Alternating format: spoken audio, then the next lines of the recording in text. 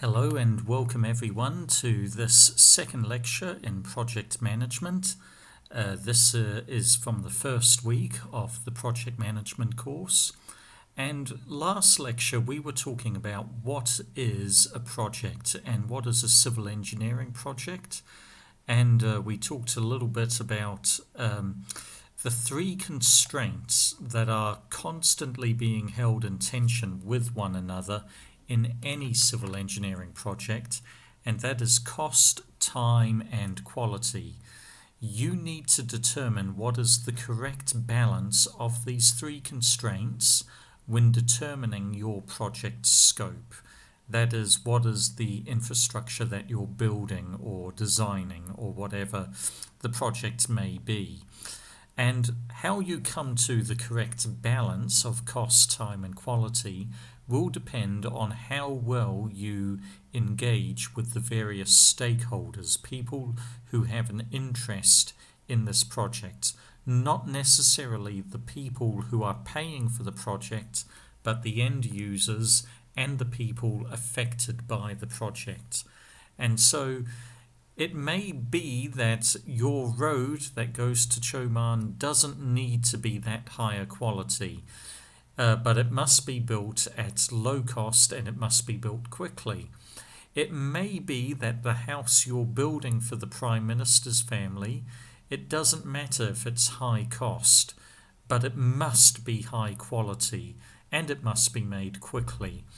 Or it could be the case that the road that you are building, the 150-meter road that will go around Erbil, that must be medium quality, medium cost, and it must be built within the next 2 years. There could be different constraints for different projects, and it's always determined by the stakeholders, what they are going to need from the project. Well, with this lecture, I'm going to be talking about project life cycles. A life cycle is basically various phases of a civil engineering project which can be sequential, one leading onto the other. So it tells you the story of the beginning to the end of a civil engineering project. Now these phases could be overlapping potentially. So that could mean that you could have some phases or sequences running simultaneously. An example of this is if we had a project to plan, design, build a house in Erbil, it could be that we could be building parts of the house while we're designing parts of the house. So it could be that we first design the foundation of the house and someone starts building the foundation, but we can continue with designing the second story or the roof at the same time. So a phase is a division that helps to sequence a project into a logical group of subsets for the management, planning, and control of a project. Now, when you finish a key phase, it's called a phase exit, or more often than not, we would call that a milestone, when you finish a key chapter of the project's life. So, project life cycles can take a variety of different forms. I'm just giving you some examples here, and I'm going to go through each of these boxes, but this is just an example of a project life cycle. So let's say really we have a project initiation for building that dam that we talked about on the Lesser Zab River, and it's going to be for electricity generation. So the first part is we're going to do the feasibility study. Is the river suitable for a dam? Is the flow rate enough for generating good electricity? What sort of conceptual dam should we have? Is it better to have it as an earth dam or a concrete dam or an arch dam?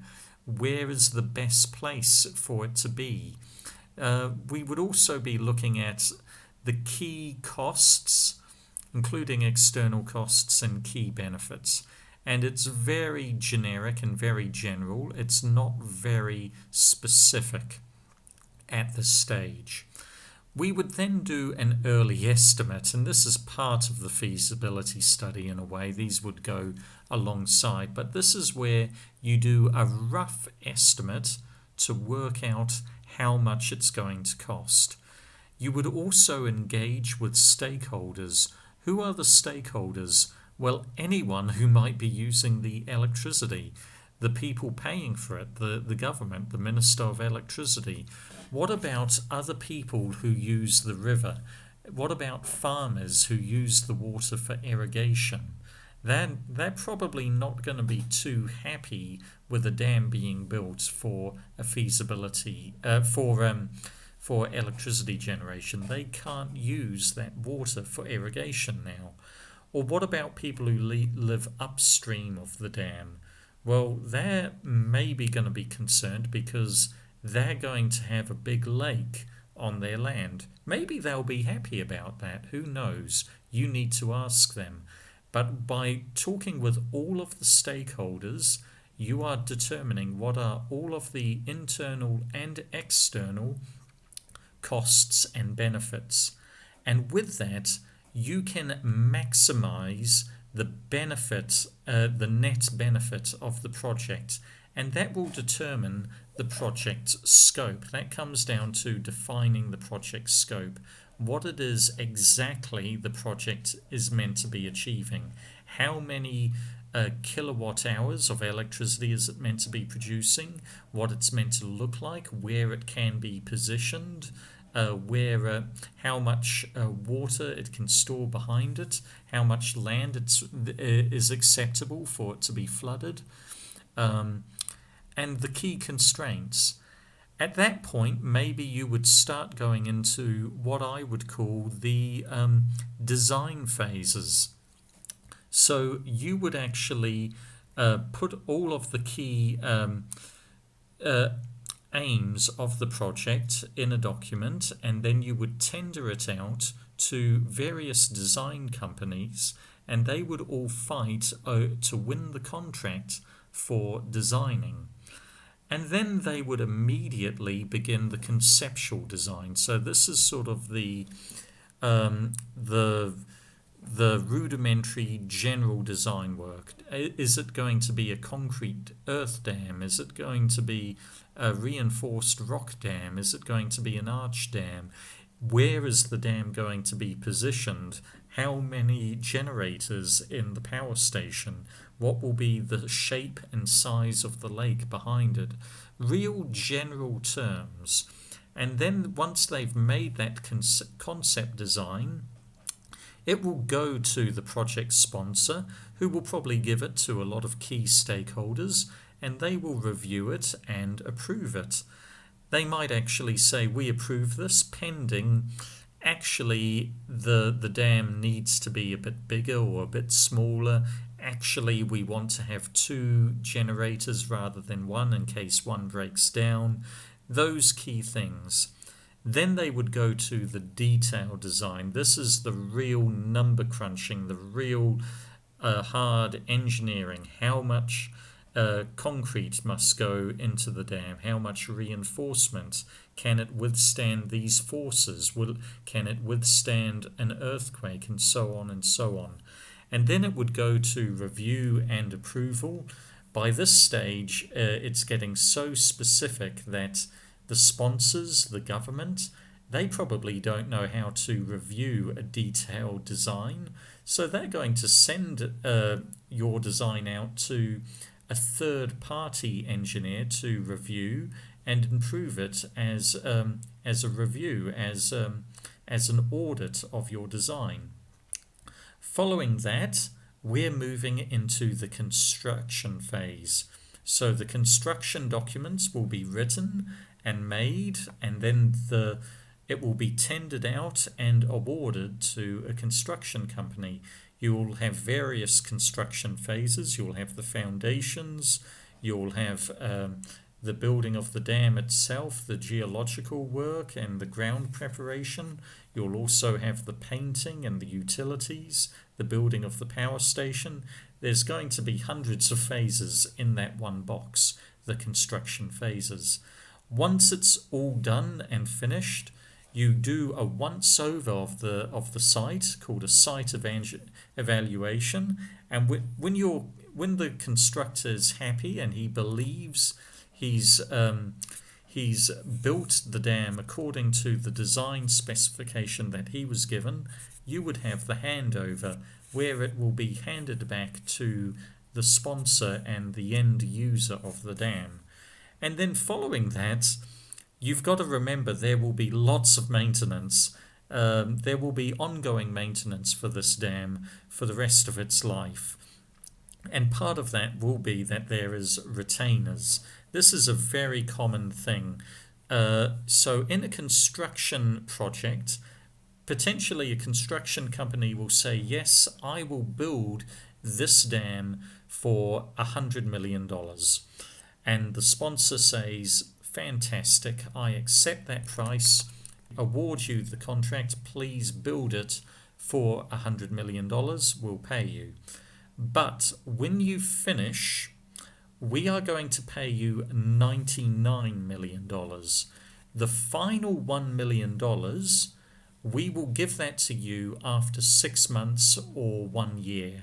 That means if things break on the dam, we can call you back and say, hey, you didn't quite do this properly, you need to come back and fix it. And when they do that, then they release the retainer. We'll talk about that when we get to contracts in due course. And when all is said and done, you have the project closure and you have a big party.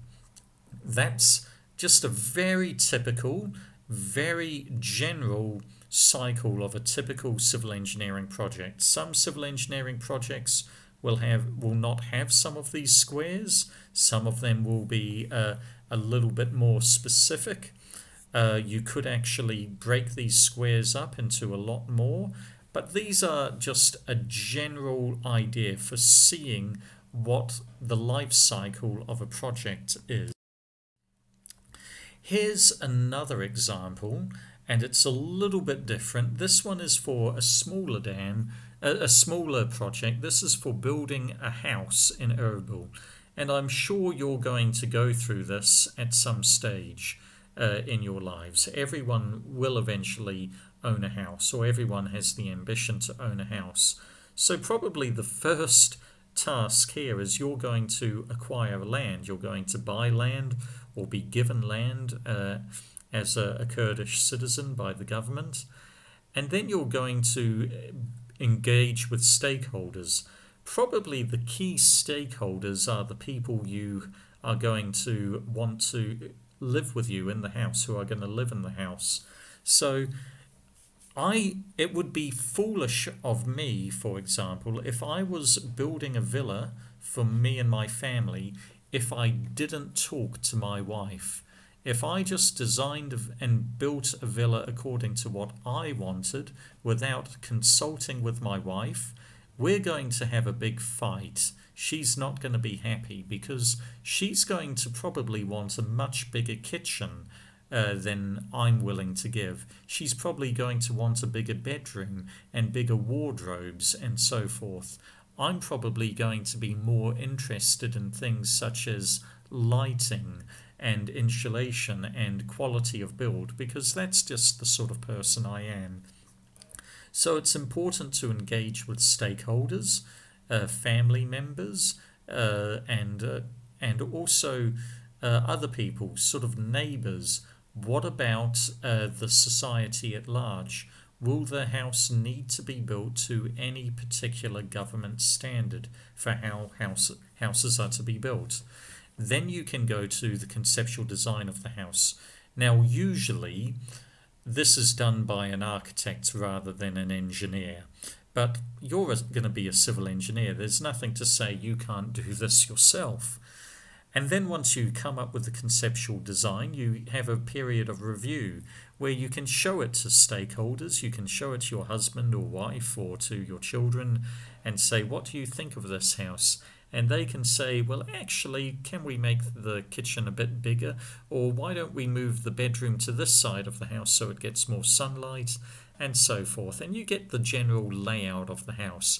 Then you get to the detail design. What's it going to be built out of? Is it going to be strong enough? Is it going to withstand an earthquake? Are you going to, what sort of reinforcement do you need in the walls? And so on and so on. Once you've done all of that, then you can do your drawings and the specification. And those are the documents that you need to give to a builder to build the house.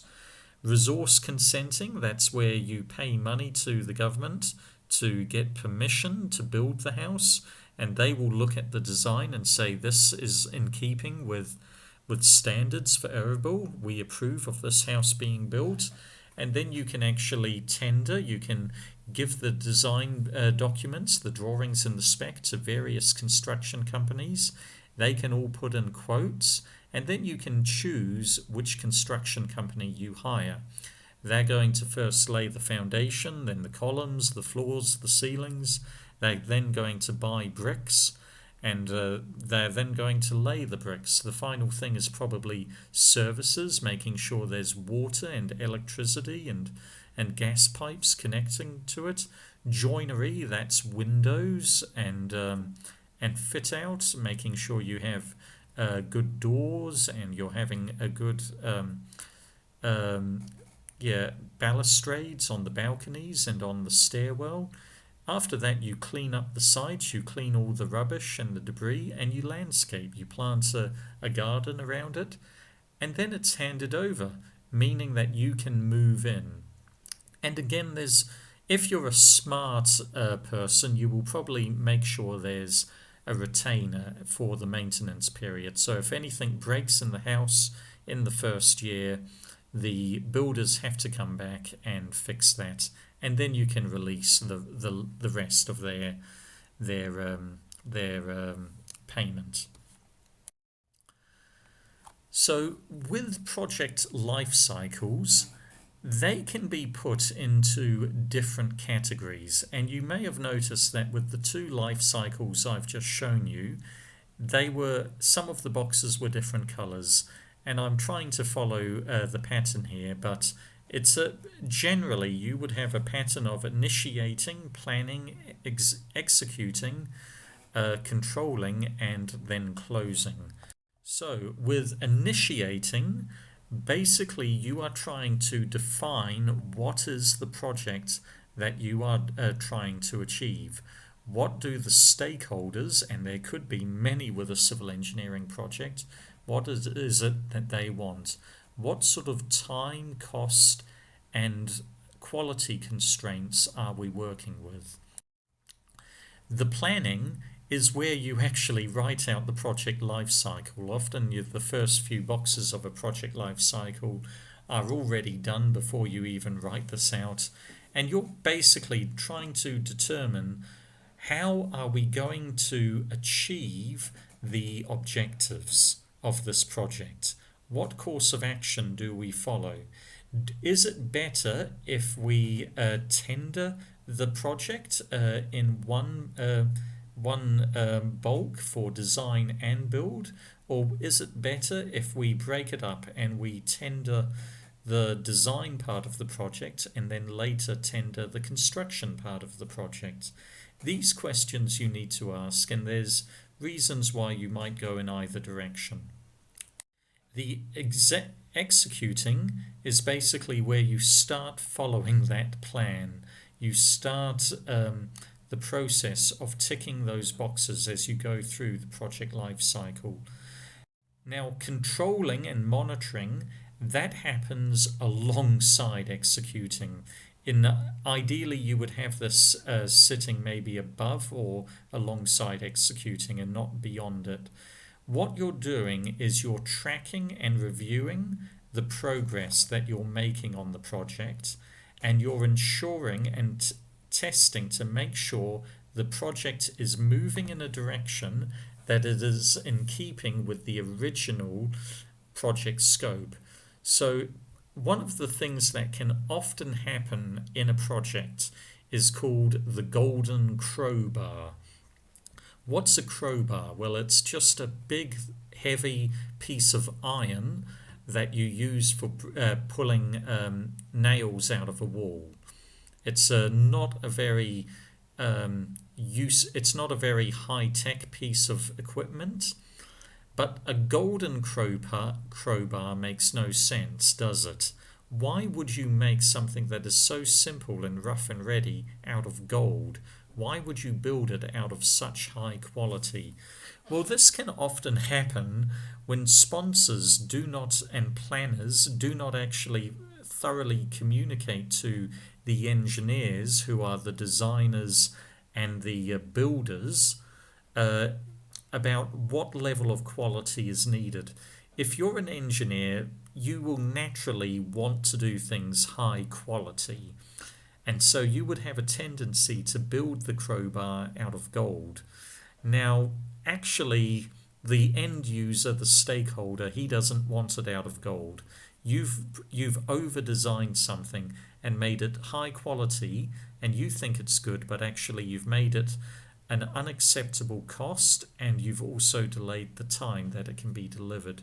So controlling is basically a way to make sure that as the project is going along, it is staying honest to the original design of that project. Closing is where you finish off everything and then you check the final delivered project or infrastructure against the original goals of the project. Do they meet it? Can you tick all the boxes? If so, at that point you can officially close the project. So that's a typical project life cycle with those five key elements: identify, plan, execute, and close. And of course, with execute, you would also have the control that goes alongside that. Now, obviously, all of those boxes can be broken down to a lot more. So look at this here. With execute, we could break it down to design, build, test, train, operational assessment, and implementation. Well, probably for a civil engineering project, most of it's going to be design and build. There's not going to be a lot of testing of the road because it's got no moving parts. It's pretty simple to use. Training, well, once the motorway is built, you don't need to train people on how to drive it. They know that already. Operational assessment, well, I guess once the motorway is operating, you can see, is something amiss? Actually, we keep having traffic jams at this part of the motorway because people keep wanting to do U-turns. Is there a way we can fix that? And you then implement it. But execute, that's where the design and build happens in civil engineering projects. So if we were going to use those four categories of define or initiate, plan, execute, and deliver or close, it will follow this sort of curve. Now, the x-axis is time, and the y-axis is effort, meaning the amount of resources in terms of people and money that you're investing into the project. Now, that's a typical project generally, but I will have to say that with a civil engineering project, that curve, that wave, will be a lot more steep. The definition and planning stage, that can easily be 50% of an entire project life cycle in terms of time. So just look at the example of the Hoover Dam, which we saw in the last lecture. That was 12 years of planning and then only 5 years of design and build. So they first had the idea to build it, and then by the time they started designing and building it, that 12 years had passed. The definition and planning stage was 12 years. The execution, where they designed and built it, that took about 6-7 years. And the delivery, again, because there's no moving parts or anything, and there's very little in the way of training the customer, because civil engineering projects, their infrastructure, by definition, it doesn't have moving parts. That's very short. So this curve will be a lot more steep. The definition and planning will be a lot more stretched out, and then the execution, the level of effort will shoot up, because that's where you're spending a lot of money, is when you're constructing the infrastructure. That's the really expensive part of a civil engineering project. And delivery, that will be very short. So this is just an idea to give you an idea of what it's like to be involved in a civil engineering project. Normally, when people think of civil engineering, they're only ever thinking of the execution. They're thinking of the designing and the building. But before you get there, there is a huge amount of work that goes into defining the scope and planning how you're going to deliver that scope. And that can take twice as long as the execution. That's very common in a civil engineering project. But there will be fewer engineers working at that stage on the project, even though the period of time it takes is much longer.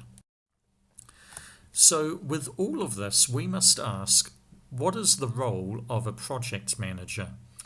Well, on any project, you're going to have it may not necessarily be one person.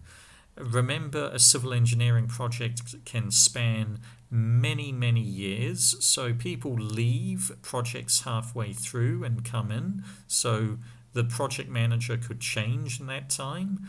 Also, the project manager is unlikely to be just one person. There might be one head project manager for a project, but there will also quite possibly be the design project manager, the building project manager, the stakeholder liaison project manager, and they will all have different responsibilities for small portions of the life cycle, but they're all working to make sure that the team members of the project are all working in a way to achieve the project scope that is being defined and is well defined, and that the time, cost, and quality constraints are being met.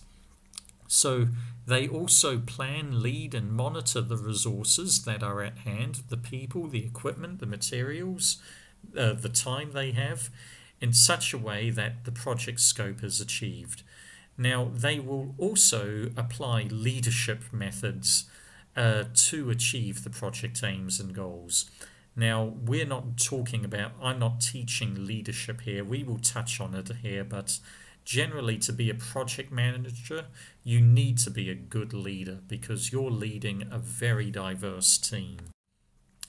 And so the question is, what kind of leader should a project manager be? So I've worked for a lot of different project managers, and they all have different leadership styles. So you could have a leader who is a resourcer. So I'll have to say this is definitely the type of leader that Dr. Carroll is, my boss, the head of civil engineering. He is a resourcer, and by that, he doesn't tell me what to do. He trusts me to know how to teach project management. In fact, he's told me, you know more about project management than I do. I'm not going to tell you how to do your job. What I need you to do is I need you to tell me what it is you need, what resources you need in order to achieve the goal of delivering a project management module.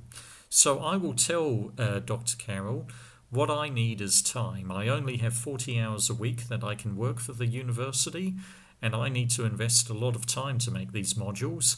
Tell upper management to get off my back about producing research, because I need to focus on teaching, not research.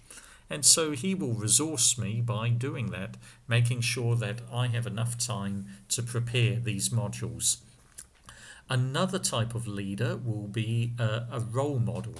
So this is someone who is a good project team leader in and of themselves, a team member by themselves, and they set an example that others are inspired by and they follow. Now, the coach would be someone who teaches you what to do, what he wants you to do and how to achieve it. And so they will sit down with you as a new member on the project management team and says, I need you to design the road pavement. Look, watch me. This is how you do it. And then after a while, he'll leave you to finish it. The strategizer is someone who is always calling meetings. And that's an important thing. Meetings can be important. And basically, they are making sure that everyone's work aligns with everyone else's and that they're always working to achieve that project scope and the goals of the project. The authoritarian is someone who's a dictator, who's saying exactly what it is everyone needs to do. You don't get to use any initiative and think about what it is you need to do. Now, that may sound quite negative, the authoritarian. The word is dictator is another term. And there's a bit of a negative connotation to it. But actually, that may be a good kind of leader in certain circumstances. Right now, I'm supervising research for Avan and Cardo. Now, it's quite hard doing research because you've got a very ambiguous project scope. You don't know exactly what it is you're trying to achieve, and that takes a long time. And I told Avan and Cardo from the get-go, you're going to have to use a lot of initiative. But what they would prefer from me is to be an authoritarian, to be a dictator, to give them a list of 20 things they need to do, and then they can go and tick them off. That's what they would want. But the truth is, the nature of research is that just can't happen. But that would be the sort of leader they would want to work under. Then there's the motivator. It's very hard to get inspired about some civil engineering projects. I've been involved in some fairly boring civil engineering projects at times. I remember doing an engineering earthquake standards review. It was dry. I did not enjoy it, but I have to say we had a great project manager for that project, and he was so inspirational. He kept talking about how the work we were doing was going to save lives, and it just motivated you to do a good job. And then the grafter. The grafter is someone who is always working hard. He's doing the bulk of the work and he carries the team. That could be similar to the role model in a way. So the one who's doing the tough jobs. So one of the things with the grafter is he does the jobs that no one else wants to do. So this is the difference between Ronaldo and Puyol, for example, two great footballers. Now Ronaldo, he's a role model. He's a motivator. He's also an authoritarian. He's very demanding and he's always telling his teammates what to do, I'm told. Puyol, he does the jobs on the team that nobody else wants to do. He's always going back in defence. He's making those tackles. He's always getting in position. He's not the hero of the team, but he's the one who's always dealing with other people's crap. Now, the question is, what kind of leader is best? Well, you may have an opinion on that, but the truth is, it depends on who the team leaders are. In the example of a team member, if that team member is green and he is new and he's a graduate just out of the University of Kurdistan and he doesn't know what he or she is doing, then a good project manager, a good leader will be a coach showing the person what to do. And also probably quite authoritarian, telling the person exactly what it is they need to do. Now, in the case of a more seasoned engineer who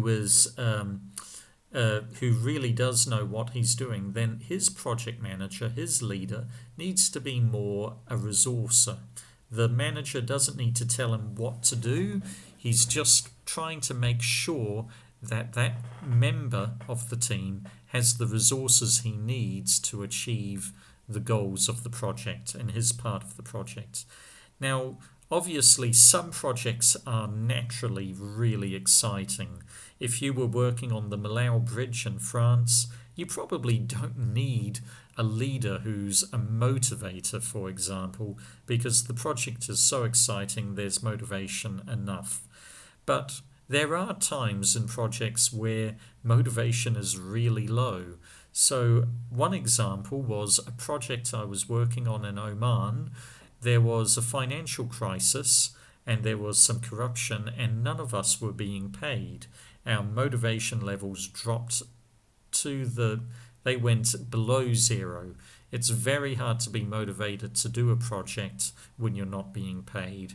And so the project manager at that point works really hard to be a motivator. And of course, that's what I'm trying to do for you guys too in this time of the coronavirus. It's very hard to be motivated to study when you're studying by distance, but I'm trying to motivate you. I'm trying to make it very clear what it is you're trying to achieve, and I'm trying to make this as exciting and easy as possible for you. Now, a grafter, that may be someone who's very important when there's a job where there just isn't a member to do it. So that was what I kind of did with building materials as a module. We had no one in the team to do that. It was a hard module to do. And so I thought, I'm going to be a grafter and I'm going to put my hand up and say I'm going to do the module that no member of the faculty wants to teach, because it was no one's specialization.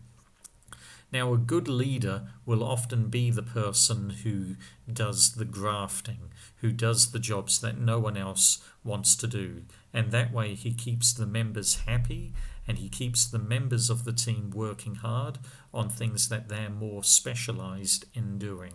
So that's an example of a good leader. There's lots of different models. It depends on the type of project and the type of team member as to what the best kind of leader is. And in truth, there's been a lot of research done on this in psychology and philosophy. The people who are best leaders in business, in management, project management, on sports teams, in crisis management, in politics, the best leaders are people who can be different kinds of leaders for different people. They can be a resourcer to the more seasoned team member, the older team member, but they can be a coach to the younger team member. They can be authoritarian when the need comes to it. They can be more democratic when the opportunity allows that. and so forth and so forth. Those are the best leaders.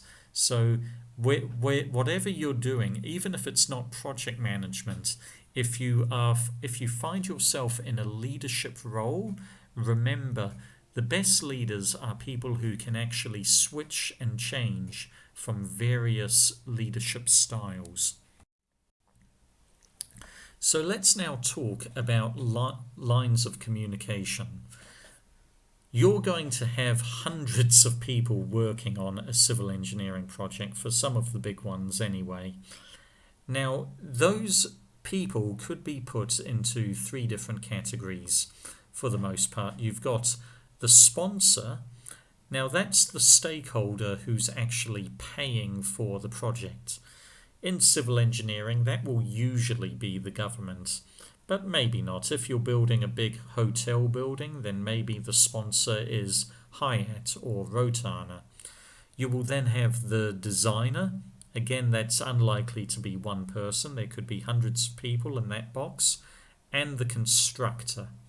And what happens is often where you have problems in civil engineering is you have bad communication between these three boxes.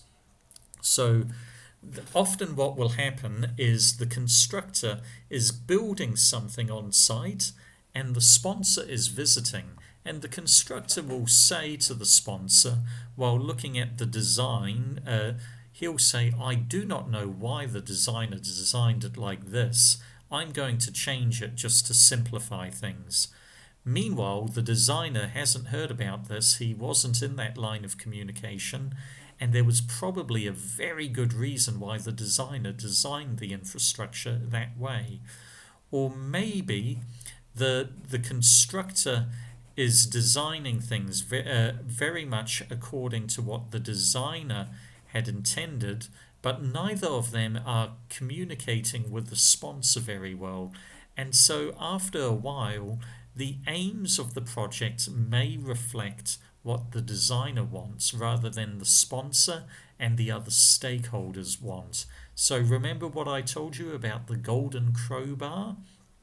It's a saying for a very common issue where designers will over-design things with high quality but at high cost, and it takes longer, and it's not what the sponsor wanted. I also want to say that there's another box here, other stakeholders, and they need to be in on the communication too. Just because it's the government who is paying for the motorway to be built, there needs to be communication with all other stakeholders, namely the people who will end up using the road. They need to be communicated so that the final project is meeting the needs, the maximum benefit for the aims of the project. So communication is massive. This is one of the reasons why in the civil engineering course that you do here at University of Kurdistan, we actually invest quite a lot of time into English composition, how to write emails, how to write formal letters, and so forth, because communication can have all sorts of problems. Now, here's an example of a miscommunication. This was a retaining wall that I was involved in, and I'll talk about that and the problem of pigeonholing in a moment.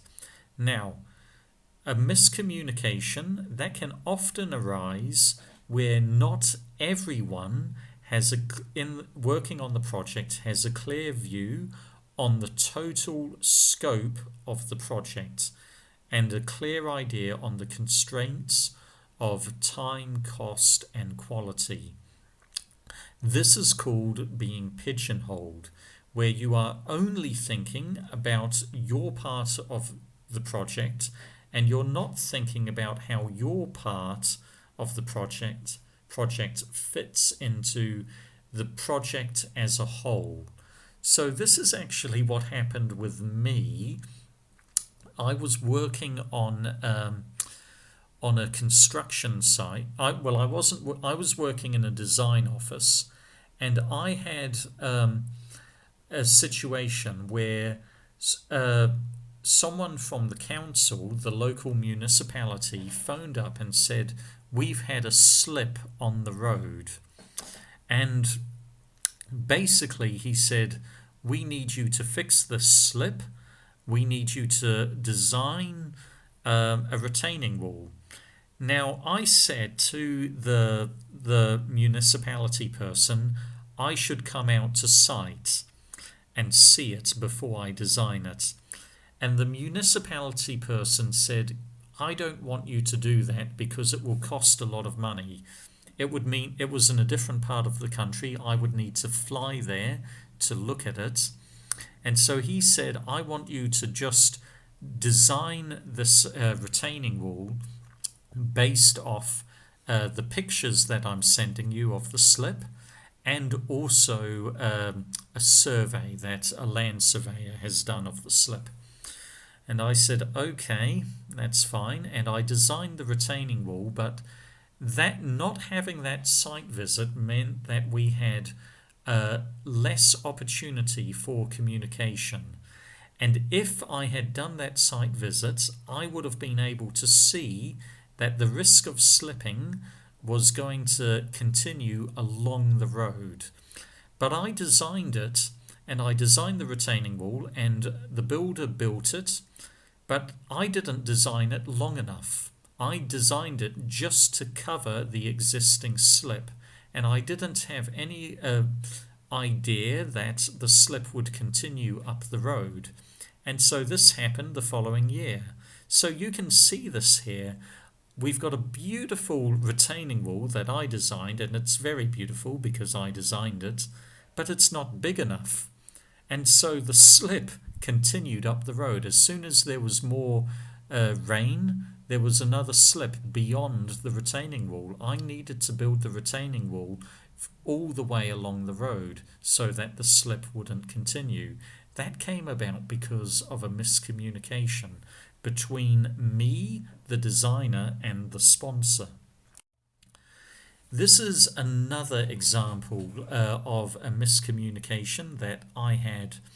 Now, this is a dam that I worked on. I worked for a dam company for 5 years in New Zealand, and I was responsible for all civil engineering projects on this dam.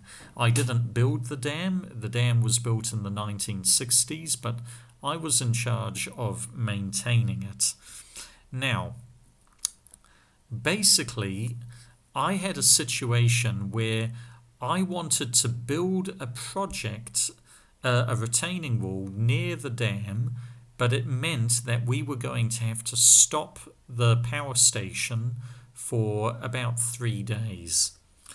Now, I phoned up the superintendent of the power station and I said, "We need to stop generating electricity for 3 days." And immediately, later that day, I got a phone call from the CEO saying, "What are you trying to do? You will bankrupt the company." And I realized that I was pigeonholed. I was not looking at the project holistically. I was not thinking about that the main aim of this dam is to generate electricity. If we were to switch off the generator for 3 days, we would lose about $20 million in electricity. Electricity is quite expensive in New Zealand. And I was thinking about fixing a slip that had happened on the riverbank and trying to do it cheaply. And to do that, I would need to lower the river level, which would mean not letting any water flow out of the dam. When really I should have been doing it expensively. Rather than doing it for 50,000, I should have been getting divers in and doing it for 100,000, because the opportunity cost was far, far greater. It would have meant that we would have had to have shut down the dam power station, which would have been millions of dollars. I didn't think about the project holistically. So that's just an example. So communication can lead to all sorts of problems, and there's some great photos on the internet of this. So here's a great one. You've got probably some person on the team who's in charge of seating and another person on the team who's in charge of safety. So one person has designed the seat and the other person has designed the balustrade. That has meant the seat is useless, and also a portion of the deck is now useless. So that's an example of poor communication. Now, a few different reasons for poor communication could be lack of access to decision makers. It could also mean that you've not had enough time in planning and review. That's why those are very important boxes to have in the project life cycle, and you've got to dedicate enough resources and time to those boxes. You could also have very unclear lines of communication, and the roles and hierarchy could be unclear. You may have someone you're communicating to immediately in your business, but you don't know who to communicate to for who's making key decisions in the project. You could also have personality clashes and culture clashes. This is definitely a big one for civil engineering in the Middle East. Civil engineering in the Middle East, it's usually very multicultural because generally the Middle East is a developing region, and so there's a lot of engineering projects happening, and they need to bring in foreigners to do those engineering projects. And so there could be very different views on how to do an engineering project based off culture. And there can also be a lack of respect for team members. So often people do not consult with certain team members just because they don't like dealing with them. They disrespect them, and that can mean that necessary communication that needs to happen doesn't happen. So this is a very famous picture. This is a famous bridge that is in America. So there's a miscommunication here. Basically, what they were doing, they were doing a bridge that went over a harbour, and they split the project team in construction in two. They had one construction team on one side of the harbour, another on the other half. And basically, they were going to build the bridge and meet in the middle. However, it didn't take long. They got there and they realized these bridges don't align.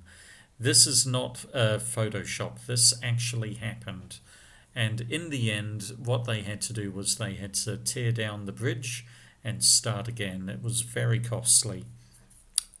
Now, this could have all have been avoided if there was a little bit more time spent in review.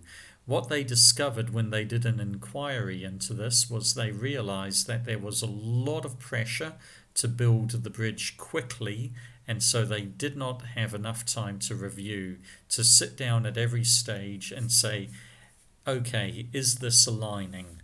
Is this actually what we need to be doing?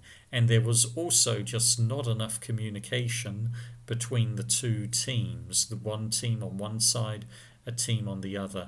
In the inquiry, they said that one of the things that would have really benefited is if there was a project boat for project managers to go between one team and the other, and to make sure that the project that they were working to the same end goal and they were going to meet in the middle.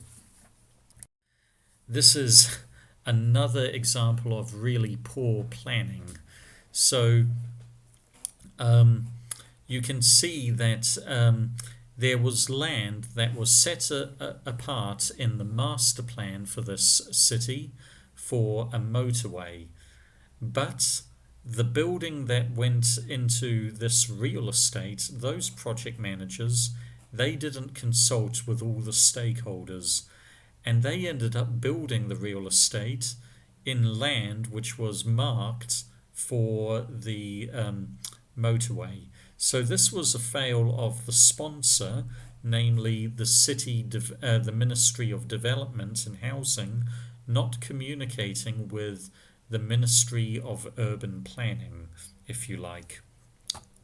So this is in China, and I think what they did in the end was they had the road open for a period of time, but as traffic got bigger, they eventually tore down one of those apartment blocks so that they could have the road fully opened. Here's another great miscommunication. The plumber has gone in and he's placed his pipeline in there, and then the electrician has come in and he's trying to lay a wire, and he says, "This pipe's in the way, I know, I'm just going to drill a hole through it," rendering the entire pipe useless. So he should have asked the plumber if he could do that. The plumber would have said no, and the electrician would have found another way to get his wire across. This is a great one. I love this. This is often what happens with engineering drawings. You will have clouds, which are basically little things to highlight where a revision has come on the drawing. Now, this builder clearly didn't understand what a revision cloud on a drawing was. He didn't understand it. He should have communicated with the designer, asked what he meant. Instead, he actually drilled a big cloud through the middle of the floor. So now there's a big cloud-shaped hole in the middle of the floor. He should have thought this is a bit strange, and he should have communicated and double-checked with someone. This is another one. I love this.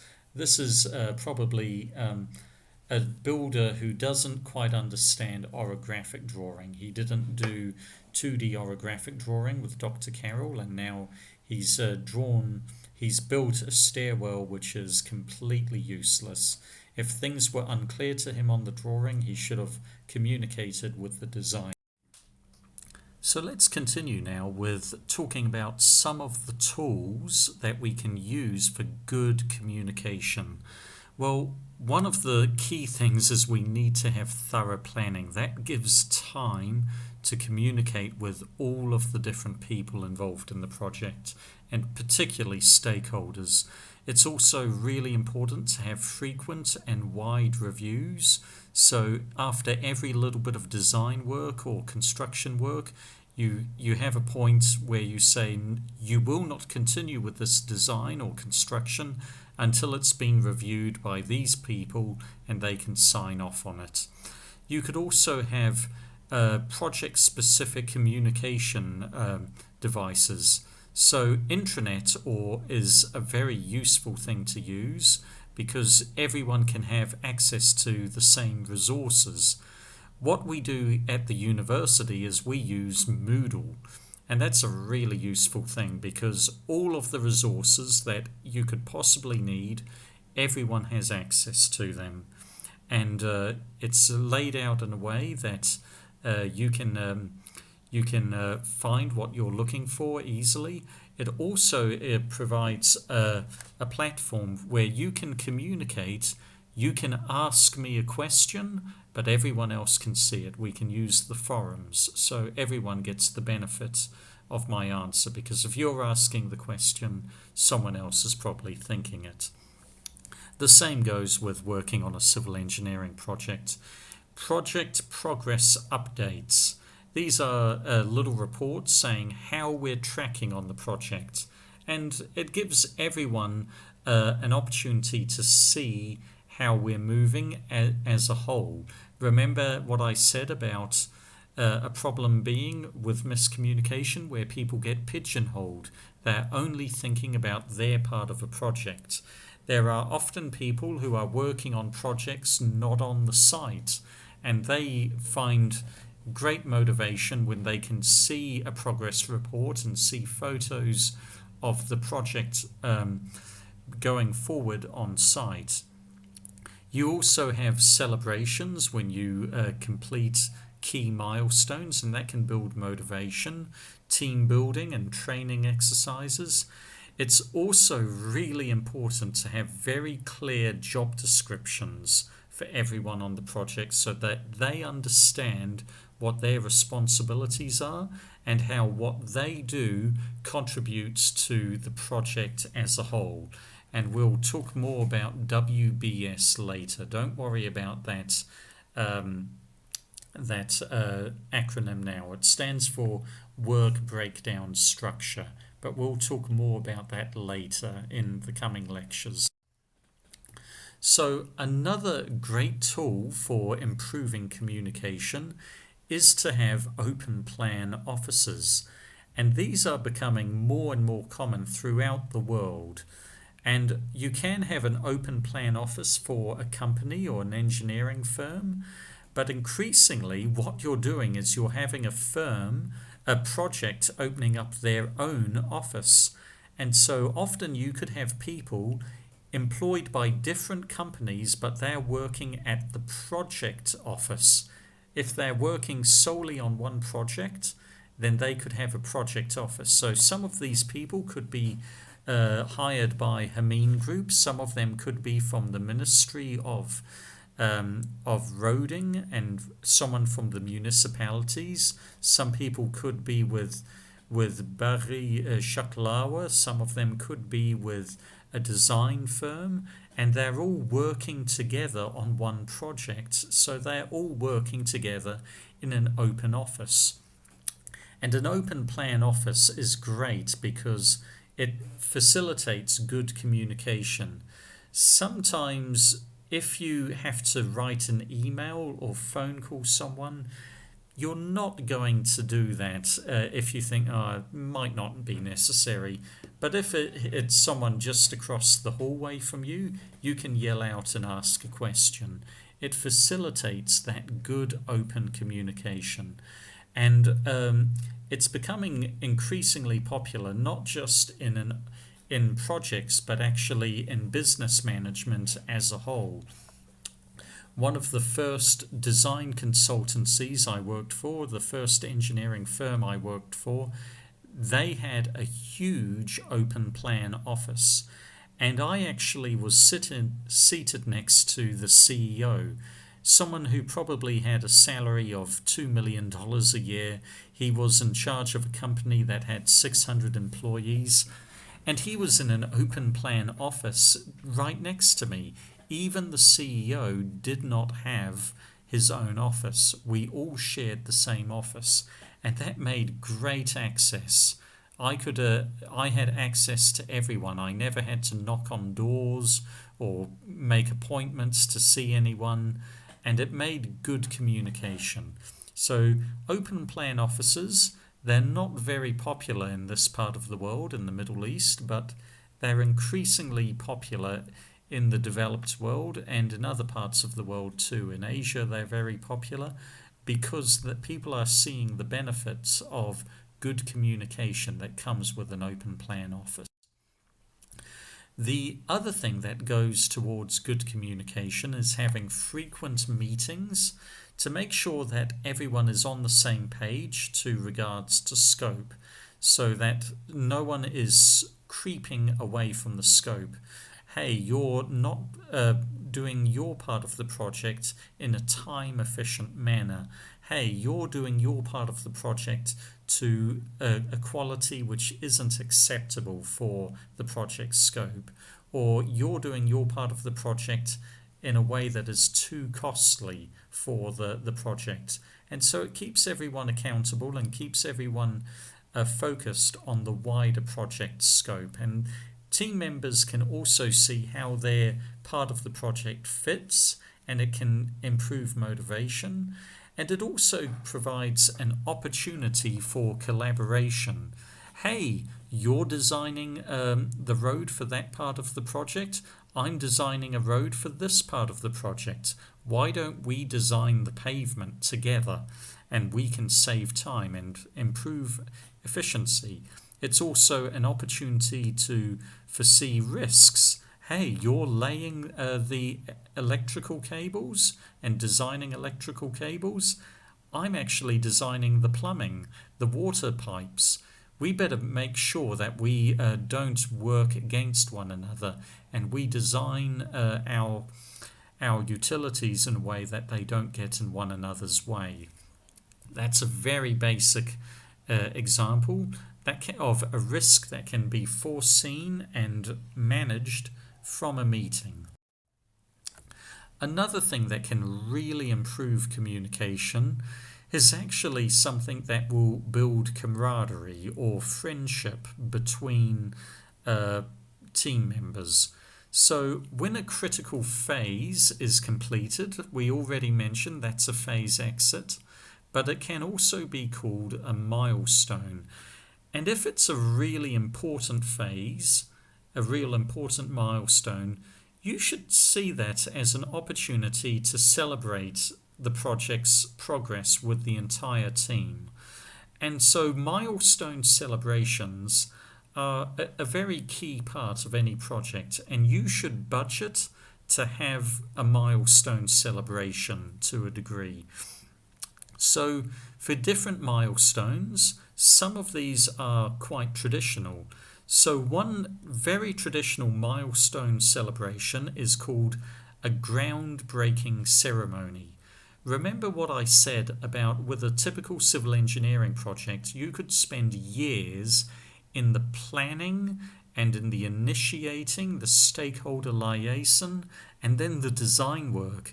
Years could go into that. And by the time you're actually ready to construct, it's actually quite a big milestone for the diggers to move onto site and to break ground.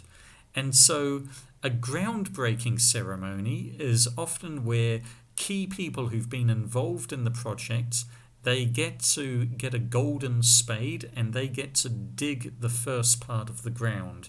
And it's a big celebration. You have a big party. You have lots of food together, and it's just a real exciting time. So that picture in the top right-hand corner, that's actually a picture coming from the groundbreaking ceremony for the new American consulate that's being built north of Ainkawa. You're actually going to have the largest consulate in the world being built here in Erbil in the coming years. And that was years of planning. And so they're having a big celebration there where they're breaking the ground together and then having a big party. Another traditional milestone celebration is called a roof shout. Think about building a house. When you build the roof on top of the house, suddenly it's looking a lot more like a house. And so it's sort of a natural point where you say, let's have a bit of a celebration. So a roof shout is actually where the sponsor will buy all of the builders some beer, and they will have drinks together, and that's the way they will celebrate. And often they'll sit on the roof and drink beer together to finish the day. It's quite a traditional milestone. And in New Zealand, it's actually expected when someone is building you a house, when the builders have got the roof up and they've got to that point, you go to the site with a big crate of beer and you say, stop what you're doing, boys, let's have a celebration, and you all drink beer and maybe have a barbecue. So milestone celebrations, they build camaraderie. You're far more likely to communicate with other project team members if they're friends with you in some way, and they're more likely to be friends with you if you've stopped work and you've had some fun together. So a milestone celebration is an opportunity to do that. This is one project that I was involved in. This is the Mount Victoria Tunnel. It's a big motorway tunnel in Wellington, the capital city of New Zealand, and it's a tunnel that goes through a hillside. Wellington was a city which was sort of split in two. You had this big mountain in the middle called Mount Victoria, and half the city was on one side of the mountain and the other half was on the other half. And this tunnel was a way to unite the city and to improve transport through the city. Now, obviously, the real milestone that everyone's looking forward to is when you're drilling that tunnel through the hillside, when you meet in the middle, and suddenly you've got the tunnel made. We actually had a tunnel party. These are all of the people that were involved in the projects. So we've got government officials, we've got designers there, we've got builders, we've got digger drivers. We had a big celebration together. Sorry, that's my daughter crying in the background there, if you hear that. But yeah, we had a big celebration together, and we had that in the middle of the tunnel. That's actually deep underground in the heart of the tunnel, in the heart of Mount Victoria. We had a big black collar event party together, and it was great fun. And we became good friends, and it improved communication for us for the remainder of the project. Another key thing to do with communication is project orientation. Now, projects can go for many years, and so naturally people quit, they move, they retire, people die, new parts of the project start, and that requires new people. So people are coming in and out of a project all the time. Now, when you get a new team member to a project, it's always good to do an orientation to see the project as a whole. Even though that guy may only be designing the waterworks for the project, it's good that he can see the project as a whole and get a deeper understanding of the whole project scope, so he can understand what his role is and what he is contributing to the project as a whole. Now, an example of this is actually when you started at the University of Kurdistan, you had an orientation, and they walked you around the entire university, and they also had presentations from various key members of the faculty. So even though you were only learning, came to the university to learn civil engineering, you heard a presentation from the dean of the business school and the dean of the political science school, and so forth and so forth. And you got a tour of the university, you saw all parts of the university, you saw different labs, including labs that you probably wouldn't be using, such as the petroleum lab, but it gave you an idea of what your role was in the university as a whole. Now, that's probably a lot more important in project management. So a project orientation could look the same way. It could be a talk, it could be various presentations, it could be a walk around a project site, it could be a presentation on the history of the project and things that have gone well, things that haven't gone well, at what stage of the project they're at. You could also have a safety talk, talking about health and safety. You could also be talking about key infrastructure in the project team, such as, is there an intranet, how to use it, this is your username, and so forth. Key people that you need to communicate. An orientation can make a good platform, and it can really set the culture of open communication. And also always encourage people to ask questions. There's a saying that there is no such thing as a stupid question. It's really sad that in some organizations and some project teams, people are afraid to ask questions because historically they've been made to feel stupid if they ask questions, because they think they must know the answer automatically. And I say there's no such thing as a stupid question. So keep asking questions. And the same goes with my class. If you want me to repeat the part of the stuff where I said all about the things, I will do that. I won't make you feel stupid, even if you are. Now, another problem with communication is that often there is conflict. This is because we can lose sight of the greater project scope, the greater goals, and we've lost sight of the constraints for time, quality, and cost. And we get pigeonholed, and we want to do the project our way, just according to our desires, rather than what the stakeholders desire as a whole for maximum benefit. So that can lead to conflict because we're working for different goals. The designer is unhappy because the project is not being done to a good enough quality according to him. The quantity surveyor is unhappy because the project is being done too costly. And the planner is unhappy because the project is being done too slowly. And so good communication means that you can make those compromises and find a solution that suits everyone. So we talked about key phases of a project in the project life cycle.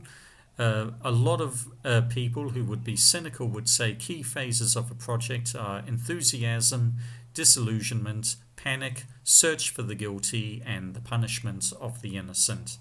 And that's where you need to have good communication so this does not happen and you can actually resolve conflict at an early stage.